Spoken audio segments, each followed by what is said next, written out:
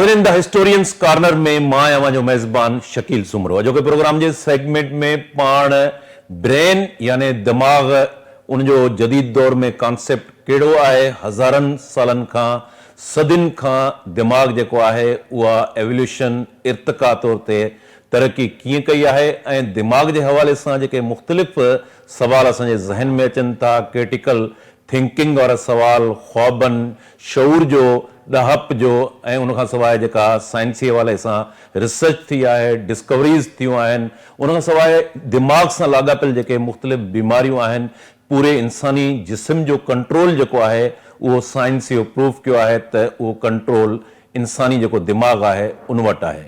अॼोके प्रोग्राम में पाण दिमाग़ सां वाॻियल मुख़्तलिफ़ जेके कॉन्सेप्ट आहिनि, मुख़्तलिफ़ जेके शयूं आहिनि उहे डिस्कस कंदासीं। प्रोग्राम में असांखे जॉइन कयो आहे सेनेटर डॉक्टर करीम ख्वाजा साहब। डॉक्टर साहब, हिन खां पहिरें बि मुख़्तलिफ़ जेके साइंसी प्रोग्राम थिया आहिनि ऐं ख़ासि तौर ते तारीख़ जे हवाले सां क्लासिक बुक्स जेके आहिनि उनजो रिव्यू ऐं एनालिसिस पेश कंदा रहिया आहिनि। अॼोके प्रोग्राम में डॉक्टर साहब खे भलीकार चऊं था। डॉक्टर साहब, अॼोके प्रोग्राम जो जेको पाण वटि उनवान आहे उहो आहे ब्रेन यानी दिमाग़। दिमाग़ जो जेको आहे उहो जदीद दौर में कॉन्सेप्ट छा आहे, इहो सोचण जो, सम्झण जी जेका सलाहियत आहे या इंसान जे अंदरि जेके हवास आहिनि, इहो सिलसिलो कॾहिं शुरू थियो, केतिरो पुराणो आहे, क़बले मसीह में चयो पियो वञे थो त इन में मुख़्तलिफ़ दिमाग़ जे हवाले सां जेको आहे उहो तहक़ीक़ थींदी रही आहे। अवां दिमाग़ खे, ब्रेन खे किथां शुरू कंदव? महिरबानी शकील साईं। अॼु जे प्रोग्राम जे लाइ मूं हिन किताब जो सहारो वरितो आहे। बेसिकली आउं पाण साइकेट्रिस्ट आहियां। जॾहिं मूं स्पेशलाइज़ेशन पे कई MBBS करण खां पोइ त उन वक़्त में चवंदा हुआ न्यूरो साइकेट्रिस्ट। पोइ वरी अॻिते हली करे न्यूरोलॉजी अलॻि थी, साइकेट्री अलॻि थी। सो हाणे इहो असांजो गुज़िरियल 30-35 सालनि खां वधीक अरसे खां असां इन फील्ड सां वाबस्ता आहियूं। यकीनन ब्रेन ही मूं किताब इन करे आवाम खे ॾेखारी त ही प्रोग्राम बेसिकली असां आम माण्हू जे लाइ पिया कयूं। जेके डॉक्टर्स आहिनि या जेके स्पेशलिस्ट आहिनि या जेके मेडिकल स्टूडेंट्स आहिनि या फिज़ियोलॉजी जा स्टूडेंट आहिनि या साइंस जा स्टूडेंट्स आहिनि, उन्हनि खे त इलाही चीज़ूं ख़बर आहिनि। ऐं अॼुकल्ह इंटरनेट ते ऐं ॿियूं चीज़ूं अची वियूं आहिनि, TV प्रोग्राम्स आहिनि, प्रिंट ऐं इलेक्ट्रॉनिक्स मीडिया ते। पर आम माण्हुनि जे लाइ इहो प्रोग्राम आहे। ऐं मुख़्तसर मां अहिड़े नमूने इन हवाले सां ॻाल्हाईंदुसि त आम माण्हू चीज़नि खे सम्झी सघे। सही। हाणे इहो जेको ब्रेन जंहिंखे पाण दिमाग़ था चऊं, जेको ही इन जे अंदरि जेको ब्रेन आहे असांजे स्कल जेको आहे इन जे अंदरि, ऐं उहो ॾेढ kg आहे। ठीकु आहे न, 1.5 kg आहे जेको ब्रेन आहे। त ऐं जेको आहे सो हिनखे कवर थो करे। हाणे इन ब्रेन ते असीं पिया ॻाल्हायूं, पर हीउ हज़ारों सालनि जो सफ़र आहे इंसाननि जो, जंहिंमें जॾहिं दिमाग़ जी बीमारियूं थींदियूं हुयूं, उहो सुमेरियंस जेका इराक में जेका सिविलाइज़ेशन आहे, जे इराक जे हिसाब सां बेबुलियन ऐं सुमेरियन, पोइ वरी जेको इजिप्शियन सिविलाइज़ेशन में बि हिन ते मुख़्तलिफ़ चीज़नि खे सम्झंदा हुआ ऐं ट्रीट कंदा हुआ। ट्रीटमेंट त कान हुई, पर उहो जेके बि उन दौर जे हिसाब सां। पोइ वरी जेको सो ग्रीक दौरु आयो, जंहिंमें एरिस्टोटल जेको आहे उन चयो त ही ऐं हिप्पोक्रेट जेको हो उन खे बीमारी करे सम्झो ऐं उन चयो त ही ॿी का चीज़ आहे। एरिस्टोटल हिन खे ॿी का चीज़ करे सम्झो। इहो सफ़र हज़ारनि सालनि जो आहे। ऐं हज़ारनि सालनि खां पोइ जॾहिं रेनेसेंस आई, साइंस तरक़ी कई ऐं जॾहिं इंसाननि जेको आहे सो डायसेक्शन शुरू कई बॉडी खे, तॾहिं ख़बर पई त बॉडी जा पार्ट्स आहिनि ऐं इन में छा छा चीज़ूं आहिनि। ऐं इहो सफ़र आहिस्ते आहिस्ते हलंदो आयो। पोइ जॾहिं चीज़नि खे माण्हुनि, इवन फ्राइड वारा जेको आहे सो उनजी पंहिंजी हिकिड़ी सोच हुई, अनकॉन्शियस ऐं कॉन्शियस ऐं ॿियूं चीज़ूं, ईगो, सुपर ईगो। ऐं उन खां पोइ जॾहिं ही जदीद सर्जरीज़ ठहियूं ऐं उन खां पोइ CT स्कैन, MRI ऐं ॿियूं चीज़ूं दरियाफ़्त थियूं, त चीज़ूं आहिस्ते आहिस्ते गुज़िरियल 200 साल 300 सालनि खां माण्हू सिखंदो आयो। ऐं हाणे त इलाही कुझु चीज़ूं ख़बर पइजी वियूं आहिनि पर अञा बि सही मुकमल तौर ते ख़बर कोन ठही आहे, ठीकु आहे न। त हाणे ब्रेन जो जेको सो मूं ॿुधायो त कीअं सफ़रु शुरू थियो। हाणे ब्रेन जी साइज़ मूं ॿुधाई तव्हांखे, केतिरो को वॾो कोन्हे, ऐं जेको आहे सो ही एवोल्यूशन ब्रेन में थियो। तव्हांजी तस्वीर हलनि पियूं त कीअं जेको आहे सो फिश जो ब्रेन हो, कीअं रेप्टाइल जो हो, कीअं मैमल्स जो हो, कीअं जेके सो एम्फिट में जेके बि जेके डॉक्टर साहब, ही जेका इर्तिका थी आहे जंहिंजो तव्हां एवोल्यूशन जो ज़िक्र कयो था, पोइ इंसानी ब्रेन ताईं कीअं पहुतो, थोरो असांखे इहो बि इहो इर्तिका आहिस्ते आहिस्ते थींदो जेको आहे सो फिश खां शुरू थियो, ऐं पोइ आहिस्ते आहिस्ते थींदो जेको आहे सो ही पुॻो आहे इंसान ताईं पुॻो आहे। हिते तस्वीर बि तव्हांखे ॾेखारे था छॾियूं। हीअ फिश आहे, पोइ फ्रॉग आहे, जेको फिश आहे, पोइ वरी फ्रॉग आहे, पोइ वरी रेप्टाइल आहे, पोइ बर्ड आहे, पोइ मैमल आहे, पोइ मैन आहे। हीअं आहिस्ते आहिस्ते हीअ ब्रेन जेका आहे सो हेठि तव्हां ॾिसो पिया, सॼो माना मच्छी खां मच्छी सफ़र शुरू थियो आहे। खां आहिस्ते आहिस्ते हज़ारों लखों सालनि जे जेको आहे सो सफ़र खां इंसान जेको आहे सो तरक़ी कंदो कंदो जेको आहे सो आहे। बेसिकली पहिरीं एतिरो ऑर्गेनाइज़ कोन हो, आहिस्ते आहिस्ते ऑर्गेनाइज़ थींदो वियो। पोइ इंसान जी इन्वायरमेंट इंसान जे फेवर में वियो, ऐं जेको आहे सो ॿी चीज़ूं फेवर में वियूं, त पोइ हू जेको आहे सो चीज़ूं अॻियां वधाईंदो आयो। इन खां पोइ जेको आहे सो ब्रेन में मुख़्तलिफ़ सेल्स बि हूंदा आहिनि, ऐं जेको आहे सो ब्रेन में जेको सेंसेशन हूंदी आहे, जो मूवमेंट हूंदी आहे, जेको इंसान जी जेका आहे सो सेंसिस आहे, जीअं असां ॾिसूं था या असां जेको आहे सो हवास आहे, छह हवास उनखां जिभ आहे जंहिंमें टेस्ट कयूं था, ऐं टेस्ट आहे जेको असांखे सूर थो थिए। इहे जेके चीज़ूं आहिनि इहे सभु थ्रू नर्व्स थींदियूं आहिनि, उहे सभु ब्रेन में आहिनि। 11 नर्व्स आहिनि, मुख़्तलिफ़ नर्व्स आहिनि, उन थ्रू जेको आहे सो हाणे जेके इम्पॉर्टेंट जेके थैलेमस, हाइपोथैलेमस, पिट्यूटरी ग्लैंड्स या एंडोक्राइन सिस्टम आहे, जेको असांजी सॼी बॉडी खे मुख़्तलिफ़ चीज़ुनि सां जेके हार्मोन्स ॾींदी आहे, रिप्रोडक्टिव हार्मोन्स आहिनि, जेके ग्लूकोस पैदा कंदी आहे, असांजी डेवलपमेंट कंदी आहे, असांखे बैलेंस कंदी आहे। इहे सभु जेके सो ब्रेन जेको आहे सो थ्रू इंसानी जिस्म में माना खोड़ सारा ऑर्गन्स आहिनि, उहे कहिड़ियूं बीमारियूं आहिनि जेके डायरेक्ट ब्रेन सां वास्तो रखनि थियूं? हाणे उन ते पाण आख़िर में अचूं, पहिरीं पाण हीअ ॻाल्हाए छॾियो। अच्छा, उन खां पोइ इहे पाण मूवमेंट ऐं कंट्रोल, जेके असांजी मूवमेंट आहे, जेको आहे सो जेके असां मूवमेंट कयूं था ऐं जेको आहे सो हलूं था फिरूं था, इहे बि जेको आहे सो ब्रेन जे थ्रू थींदी आहे, उनजे नर्व्स जे थ्रू थींदी आहे, ऐं स्पाइनल कॉर्ड जे थ्रू चीज़ूं वेंदियूं आहिनि, ऐं ॿिए लफ़्ज़नि में ब्रेन ई हर चीज़ कंट्रोल थो करे। उन खां पोइ असां ॾिसूं त इमोशनल ऐं फीलिंग्स, जेको असीं कावड़ था कयूं, असीं जेको मोहबत था कयूं, असां जेको सोचूं था, असां जेको नाराज़ था थियूं, असां जेको विढ़ूं था, इहो बि ब्रेन में मुख़्तलिफ़ सेंटर्स आहिनि जंहिंजे थ्रू इहे चीज़ूं कंट्रोल थियनि थियूं, जंहिंमें जेको आहे सो कावड़ बि आहे, ख़ौफ़ बि आहे, ऐं जेको आहे सो ॿी चीज़ूं बि आहिनि। त इहो बि ब्रेन जा मुख़्तलिफ़ सेंटर्स आहिनि, उहे जेके सो कंट्रोल कनि था।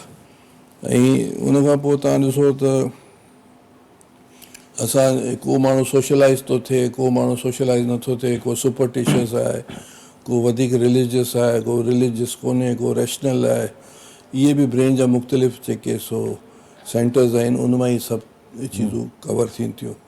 ऐं जेतिरा इंसान आहिनि, ब्रेन त तक़रीबन सभिनी जा उहो ई आहिनि, वेट बि उहो ई आहे, पर जेके आदतूं या जेके जंहिंमें दात चइजे या जंहिंमें हर माण्हू में को न को अहिड़ी चीज़ आहे जेको ॿिए में कोन्हे, हिकु ॿई बराबरि कान आहिनि। इवन जेके ट्विन हूंदा आहिनि, झाड़ा हूंदा आहिनि, उन्हनि में बि हिकिड़ी माउ में हूंदा आहिनि ऐं पैदा थींदा आहिनि, पर इलाही चीज़ूं मुख़्तलिफ़ हूंदियूं आहिनि, रिज़ेम्बलेंस कोन कंदियूं आहिनि। इवन तव्हां ॾिसो त थम वारो आहे, या ॿिया जेके इम्प्रेशन, इहो सभु ब्रेन करे थो। इनखे अञा आसान करे सम्झायो त जीअं तव्हां चओ त हिकिड़ी माउ जो औलाद आहे, हिकिड़ो एतिरो ज़हीन न हूंदो आहे, हिकिड़ो माण्हू तमामु ज़हीन हूंदो आहे, उहो तमामु वॾे पाए ते वञी पहुचंदो आहे, उहो ज़हन हुनजो खुले कीअं थो? हारजी जेको आहे उहो शयूं ॾिसण सां, इल्मु हासिल करण सां, कहिड़ियुनि शयुनि सां? मतिलबु आहे त ब्रेन त हिकिड़ा ई हूंदा आहिनि हर माण्हू जा। पोइ इन्वायरमेंट आहिनि, हालात आहिनि, ट्रेनिंग आहिनि, या कंहिंमें के चीज़ूं घटि आहिनि, कंहिंमें के चीज़ूं वधीक आहिनि, त इहे सभु फैक्टर्स आहिनि जेके इंसान खे जेको आहे सो हालतूं फेवर कनि थियूं, कंहिंखे नथियूं कनि। पर तक़रीबन चवण जो असुलु मतिलबु आहे त ब्रेन तक़रीबन हिकिड़े तरह जो आहे। ऐं उनखे वधि में वधि इंसान जेको आहे सो जेको वालदेन आहिनि या टीचर आहिनि या माशरो आहे, उनखे वधि में वधि इस्तेमालु करे थो त उहो वधीक फ़ाइदेमंद रहंदो आहे। अच्छा, उन खां पोइ असां इहो जेको असां लैंग्वेज ऐं कम्युनिकेशन जेको आहे, जेको असीं ॻाल्हायूं था ऐं जेको असां कम्युनिकेशन कयूं था, उहो बि ब्रेन जे थ्रू थिए थो। ठीकु आहे न? इन में तव्हां ॾिसो त हू जेके मुख़्तलिफ़ जेके शयूं आहिनि जंहिंजे करे जीअं हाणे ओरिजिन ऑफ लैंग्वेज आहे, हीअ जेको तव्हां ॾिसो कीअं लैंग्वेज ब्रेन जेके कीअं डेवलप था थियनि। असीं होम स्पाइन आहियूं, उन खां पहिरीं जेके मुख़्तलिफ़ जेके आहिनि उहे आहिस्ते आहिस्ते एवोल्यूशन जे थ्रू लैंग्वेज एरियाज़ आहिनि ब्रेन में। ऐं उन खां पोइ तव्हां ॾिसो त इहे चीज़ूं इंसान खे आहिस्ते आहिस्ते डेवलप कराईंदियूं आहिनि त कहिड़े नमूने लैंग्वेज डेवलप थी, कहिड़े नमूने इंसान जेको लिखणु पढ़णु सिखियो, इहो बि ब्रेन में मुख़्तलिफ़ एरियाज़ आहिनि जंहिंजे थ्रू जेको आहे सो असांखे कम्युनिकेशन जेके असीं कंदा आहियूं, तव्हां सां ॻाल्हाए पियो या फलाणे सां तव्हां ॻाल्हायो, ब्रेन में कंट्रोल आहे, सॼो ब्रेन में कंट्रोल आहे। उन खां पोइ मेमोरी आहे, जेके असीं यादि था कयूं। कंहिंजी मेमोरी तमामु सुठी आहे, कंहिंजी मेमोरी ख़राबु आहे, त उहो बि ब्रेन जा मुख़्तलिफ़ वेब्स आहिनि, एरियाज़ आहिनि, उन जे थ्रू ई इहे चीज़ूं हलनि थियूं।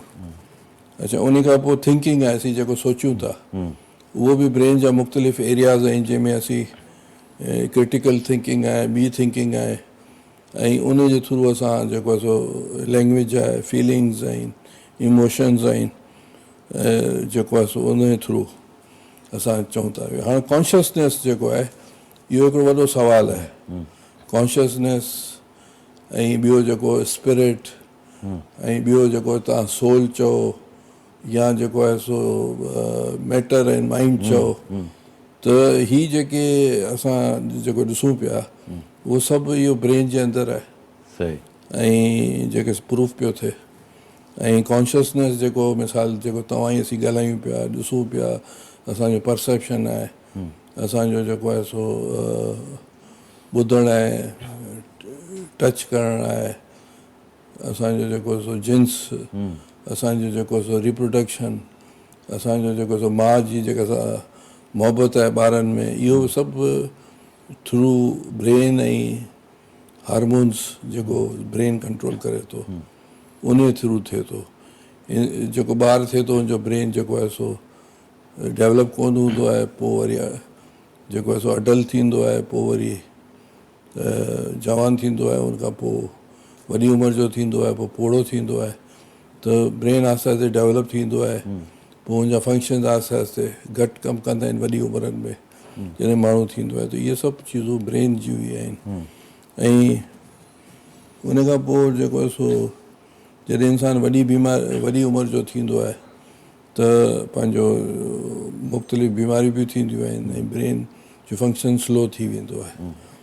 उनजो रीज़न छा हूंदो आहे स्लो थियण जो? सेल वग़ैरह जेके आहिनि उहे मतिलबु हाणे जेको 70-80 सालनि जो थी थो वञे त सेल्स थधा मतिलबु घटि कमु कंदा आहिनि, जीअं गाॾी हली हली थकी पवंदी आहे, पोइ चेंज अहिड़े हिसाब सां। अच्छा, पोइ हाणे में डिज़ीज़ आहिनि, डिसऑर्डर्स आहिनि, मिसाल जेके सो ब्रेन में अगरि एक्सीडेंट थी वेंदा आहिनि त मुख़्तलिफ़ बीमारियूं थी वेंदियूं आहिनि, जंहिंमें मिसाल कोमा बि थी सघे थो, जंहिंमें पार्किंसन डिज़ीज़ हलण वारी बि थी सघे थी, याददाश्त ख़तमु थी वेंदी, याददाश्त अल्ज़ाइमर्स डिज़ीज़ थी वेंदी आहे, डिमेंशिया जंहिंखे चवंदा आहियूं, या मोटर न्यूरॉन डिज़ीज़ थी वेंदी आहे जो मूवमेंट डिसऑर्डर थी वेंदा आहिनि या जेको आहे सो पंहिंजो मुख़्तलिफ़ बीमारियूं जंहिंमें इंसानु कमु करणु ॿई पेर ऐं ॿई हथ कमु माना पैरालिसिस थी वेंदो आहे त इहे मुख़्तलिफ़ बीमारियूं आहिनि ऐं हाणे हुन ते वर्कआउट थिए पियो त की इन खे इलाही बीमारियुनि जा जीअं हाणे मिर्गी आहे एपिलिप्सी हुनजो इलाजु अची वियो आहे जंहिंखे मिर्गी आहे त 90% ठीकु थो थी सघे पार्किंसनिज़म जो बि इलाजु अची वियो आहे हुनखे प्रोसेस खे घटि करे सघंदा आहिनि डिमेंशिया जो अञा इलाजु आयो कोन्हे पर हुनखे रोकींदा आहिनि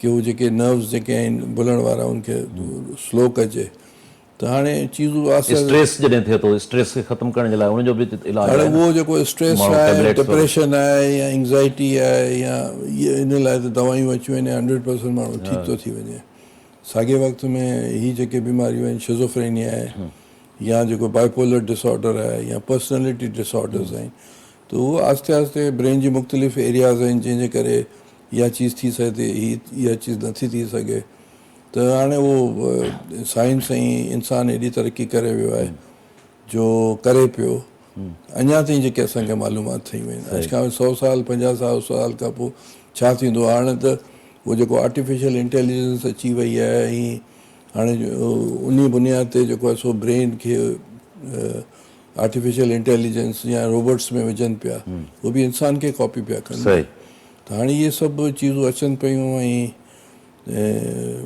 जीअं हाणे कल्ह थ्योरी हलियो पियो त रशिया में जेको कैंसर जो बि जेको आहे सो वैक्सीन अची वई आहे रोकण जे लाइ सही त चीज़ूं आहिस्ते आहिस्ते जेको आहे सो डेवलप थियनि पियूं हिते चवण जो अॼु प्रोग्राम जो आहे जेको तव्हांजी हुते हले पियो मुख़्तलिफ़ ब्रेन जा पार्ट्स आहिनि हीअ आहिनि हीअ आम माण्हुनि जे लाइ प्रोग्राम आहे त बाबा जेको बि इंसान जी बॉडी आहे जेको पहिरीं हिकिड़े ज़माने में कॉन्सेप्ट हूंदा हुआ भई दिलि करे थो दिलि जो मज़बूत आहे हीअ विड़ी सघे थो हीअ विड़ी नथी सघे हीअ बुज़दिल आहे हीअ बुज़दिल न आहे यानी हीउ जेको हूंदो कॉन्सेप्ट त हीउ दिली तौर ते बहादुर आहे हेतिरो दिलि सां कनेक्ट कयो वेंदो इहो साइंसी तौर ते माना हुनजो हाणे हिसाब थी वियो सभु ब्रेन आहे ब्रेन आहे सॼो ठीकु आहे न ऐं जॾहिं इंसानु मरी वेंदो आहे त पोइ ॾिसंदा आहिनि बाबा ब्रेन डेथ थी वई आहे त एवरीथिंग इज़ फिनिश अच्छा हीउ जेको ख़ौफ़ माण्हू खे चयो वेंदो आहे त हीउ बुज़दिल आहे हीउ माण्हू बहादुर आहे इहो सॼो कॉन्सेप्ट बि ज़हन सां ज़हन सां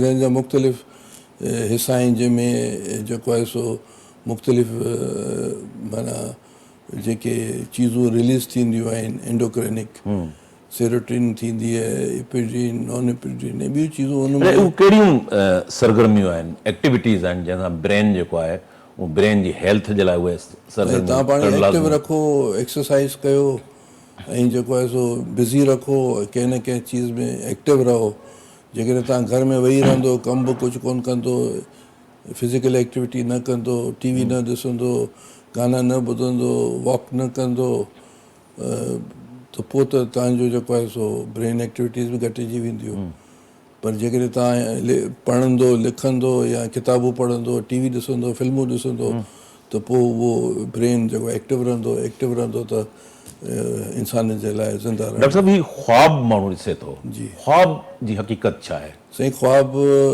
इंसान बि ॾिसंदो आहे जानवर बि ॾिसंदो आहे अच्छा ऐं उनखे चवंदा आहिनि त हाणे साबित थियो आहे त हिकिड़ो आहे रैपिड आई मूवमेंट ॿियो आहे non rapid eye movement rapid eye movement में असांखे ख़्वाब यादि रहनि छा हिकिड़ो एंज़ाइम रिलीज़ थींदो आहे नॉन रैपिड आई मूवमेंट में बि ख़्वाब माण्हू ॾिसंदो आहे जानवर ॾिसंदो आहे पर उहो यादि कोन रहंदो आहे त इहो जेके एक्टिविटीज़ असीं कयूं था ॾींहं जूं या पुराणी एक्टिविटीज़ आहिनि उहे ख़्वाब जी सूरत में ईंदियूं आहिनि हाणे छो अचनि थियूं हिन ते रिसर्चिस हलनि पियूं पर माना इहो साबित आहे त ख़्वाब इंसान बि ॾिसे थो ऐं जानवर बि ॾिसे थो अच्छा हीउ जेको आम तौर ते असां वञूं था माण्हू वञनि था हिकिड़े पामिस्ट्री में वञनि था या भोपे वटि पीर वटि हीउ ख्वाब मां हलंदो आहे हुनजी हुनखे हू ताबीर इहो ॿुधाइनि था इहे सभु गैर मंतक गैर साइंसी शयूं हिनजी का साइंस जे हिसाब सां को उहो कोन्हे अहमियत कान्हे अच्छा हे चवनि था त बाबा हॉन्टेड जेको ब्रेन आहे बाबा हिकिड़ो माण्हू ॾिसे थो त शयूं हुनखे नज़र थियूं अचनि आवाज़ था अचनि या जेको आहे सो हू ॾिसे थो हिकिड़ो एक्सपीरियंस थो करे त हुनजी बॉडी हू निकिरी आयो आहे इहे सभु ब्रेन जी जेके सो मुख़्तलिफ़ ख़राबियूं या डिफेक्ट्स या हिकिड़ो माण्हू इलाही ख़ुशि थो थिए त भई आउं सुपर नेचुरल ताईं पुॼी वियो आहियां, इहे बि सभु एंडोक्राइन जेको सीरोटिन रिलीज़ थींदा आहिनि, जंहिंमें इहे एक्सट्रेसी जी जेके सलाहियतूं थींदियूं आहिनि अची वेंदियूं आहिनि इंसान में, त इहे सभु ब्रेन जे हवाले सां यानी इहो बि ज़िक्र थींदो आहे जंहिंमें फ्राइड बि ॻाल्हि कई आहे, इड, ईगो, सुपर ईगो, इहो असांखे सम्झायो, इड छा आहे, ईगो छा आहे, सुपर ईगो छा आहे? इड त इहो थींदो आहे न की इड त जेको ॿारनि जी जेके ख़्वाहिशात आहिनि, मिसाल ॿारु चए थो हीअ चीज़ मूंखे मिली वञणु खपे।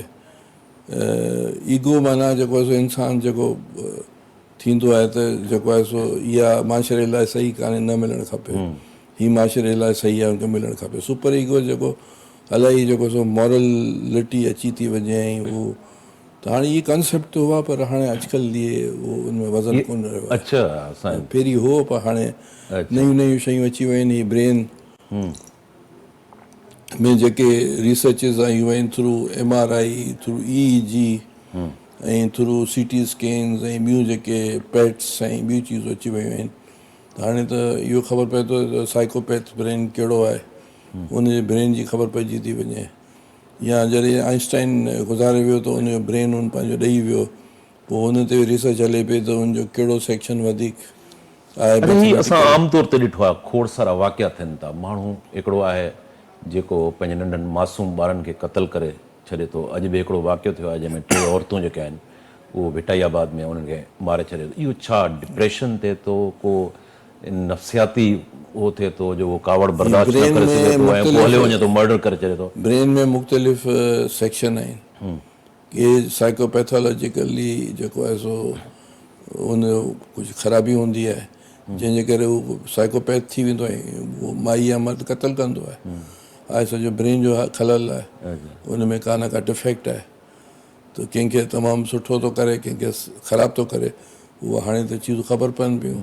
अच्छा, ही ब्रेन जूं मोरूसी बीमारी बि थींदियूं आहिनि, हेरिडिटी असांजे वॾनि में अचनि थियूं, उहे मुंतक़िल थियनि। मिसाल पार्किंसनिज़म आहे, मिसाल मुख़्तलिफ़ बीमारियूं थियूं आहिनि जेके मोटर न्यूरॉन डिज़ीज़ आहे, डाउन सिंड्रोम आहे, या जेको आहे सो ADH आहे, या ॿियूं चीज़ूं आहिनि जेके एंसेस्टर्स में हूंदियूं आहिनि, पोइ वरी शिफ्ट थींदियूं आहिनि। उन लाइ चवंदा आहिनि त बाबा अगरि मोरूसी बीमारी कंहिंखे आहिनि या फैमिली में आहिनि त उहो शादियूं जेके आहिनि क्रॉस मैरिजिस करे उहो वञी करे उन फैमिली या उन कम्यूनिटी में न कनि, ॿी फैमिली में कनि, त उहो आहिस्ते आहिस्ते चीज़ूं ख़तमु थी वेंदियूं, बीमारी ख़तमु थी वेंदी। अच्छा, ज़बरदस्त।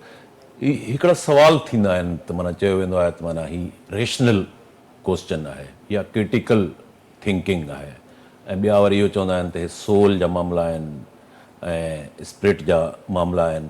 इहे शयूं कीअं डेवलप थियनि? इहे जेको क्रिटिकल थिंकिंग, सोल, इहे त कल्चर क्वेश्चन्स आहिनि की कंहिं कल्चर में रिलीजन वधीक आहे, कंहिं में रेशनलिटी वधीक आहे, पर आहिनि बेसिकली इहे सभु ब्रेन जा जेके सो मुख़्तलिफ़ पार्ट्स आहिनि, मुख़्तलिफ़ एंडोक्राइन सिस्टम आहे जंहिंमें उहे रिलीज़ था थियनि, त उहो क्रिटिकल थिंकिंग आहे या न आहे, या कई कल्चर सुवाल आहे त बाबा सोल या ॿी चीज़नि जो। इहे सभु इन्वायरमेंट जे करे, माशरे जे करे आहे सॼो ब्रेन जो मसइलो। अच्छा डॉक्टर साहब, मुख़्तलिफ़ ह्यूमन हिस्ट्री जे अंदरि जेका तरक़ी थी आहे उन में जेके डिस्कवरीज़ थियूं आहिनि, इजादातूं थियूं आहिनि, फीते जो मिसाल ॾियूं, स्टीम इंजन आयो, कंप्यूटर आयो, हाणे AI जो हले पियो, इहे बि सभु इन जो तालुक़ु इंसान जे ब्रेन सां आहे। उहो सोचे थो, सम्झे थो, रिसर्च करे थो, उनजो बि तालुक़ु सिधो सो ब्रेन सां। हज़ारनि सालनि खां हिकिड़ो सुवाल आहे की सोल या जेको आहे सो मैटर, इहो हज़ारनि सालनि जो सुवाल आहे। त इंसान जी तरक़ी सोल कराई आहे, मैटर कराई आहे, सोच पहिरीं आई आहे या मैटर पहिरीं आयो आहे।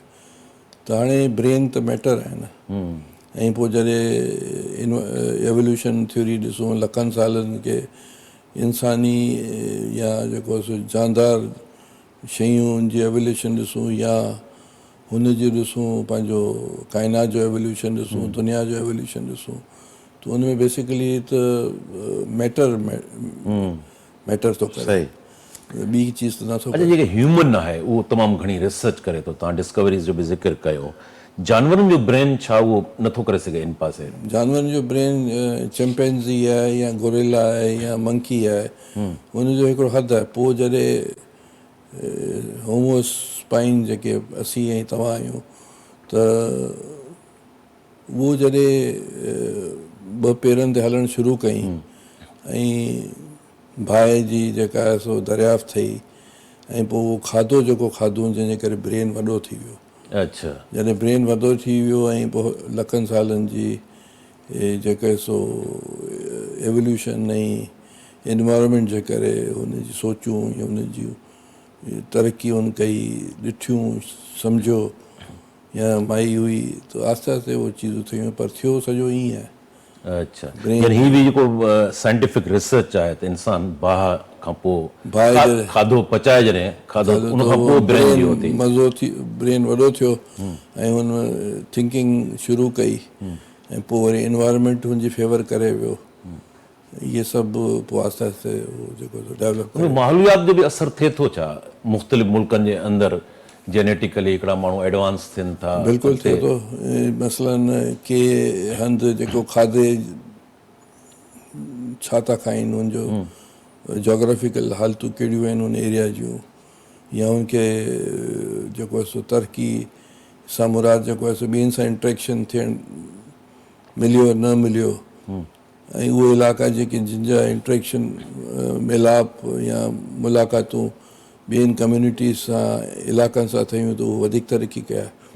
मसलन जेको आहे सो लैटिन अमेरिका आहे, उहो आउट ऑफ टच हो जेको अमेरिका ऐं लैटिन अमेरिका या ऑस्ट्रेलिया या न्यूज़ीलैंड या ॿिया जेके आइलैंड्स आहिनि, त उते उहो माण्हू पोयां रहिजी विया ऐं यूरोप ऐं एशिया में माण्हू वधीक राब्ते में रहिया, जेके तरक़ी थियूं ॿियनि खे ख़बर पइजी वियूं। त इहे बि फैक्टर्स आहिनि, एनवायरमेंटल फैक्टर्स आहिनि। अच्छा, हिकु समाजी तौर ते हिकिड़ो माण्हू चए थो त यार तूं जेको आहे दिमाग़ी तौर ते बददिमाग़ आहे, तुंहिंजो ज़हन जेको आहे नंढो आहे, इन मां छा हूंदो आहे? इहे कल्चर ॻाल्हियूं आहिनि। हालांकि अच्छा, हुनजो को तालुक न आहे, कंहिंजो दिमाग़ नंढो वॾो न थींदो आहे, हिकिड़ो ई साइज़ आहे, हिकिड़ो ई वेट आहे, हिकिड़ो ई स्ट्रक्चर आहे। बाक़ी वक़्त सां गॾु हालात जे एनवायरमेंट ॿियूं चीज़ूं उनखे फेवर कंदियूं आहिनि।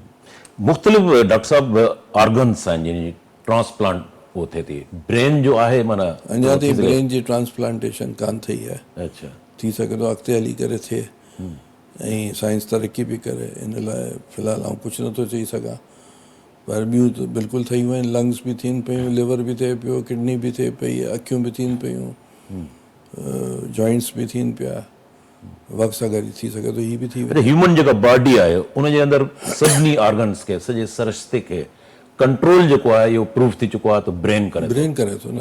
अच्छा, ब्रेन डेथ माना जेको आहे सो इंसान जी जेका आहे सो मौत थी वई, त ब्रेन ई हर चीज़ कवर थो करे। ब्रेन सभ सां वधीक ग्लूकोस ऐं ब्लड जी हुनखे ज़रूरत हूंदी आहे, ऐं अगरि उहो ब्लड ऐं ग्लूकोस हुनखे न मिले खाद खुराक हिकिड़े तरह सां, त उहो ब्रेन जेको कमु करणु छॾे थो ॾिए।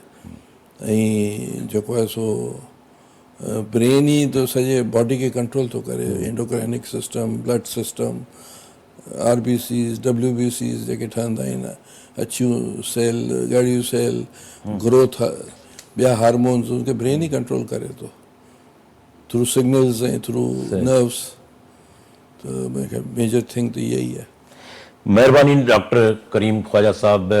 नाज़रीन, असां ख़ासि तौर ते जेको ब्रेन दिमाग़ आहे उनखे डॉक्टर साहब जेको आहे सवली सिंधी में असांखे सम्झायो त इंसानी ह्यूमन जेका बॉडी आहे उनजो कंट्रोल जेको आहे उहो ब्रेन वटि आहे, ऐं हिन वक़्त ताईं जेतिरियूं बि डिस्कवरीज़ थियूं आहिनि, सोचण जी सलाहियत आहे, जेके बि हवास आहिनि, उन समूरनि हवासनि खे बि इंसानी जेको दिमाग़ आहे उहो कंट्रोल करे थो। असांजी कोशिशि हूंदी त इन क़िस्म जा जेके मालूमाती प्रोग्राम आहिनि साइंस जे हवाले सां उहे पंहिंजे नाज़रीन ताईं असां ॼाण पहुचायूं, जीअं उहे उन मां फ़ाइदो हासिलु करे सघनि।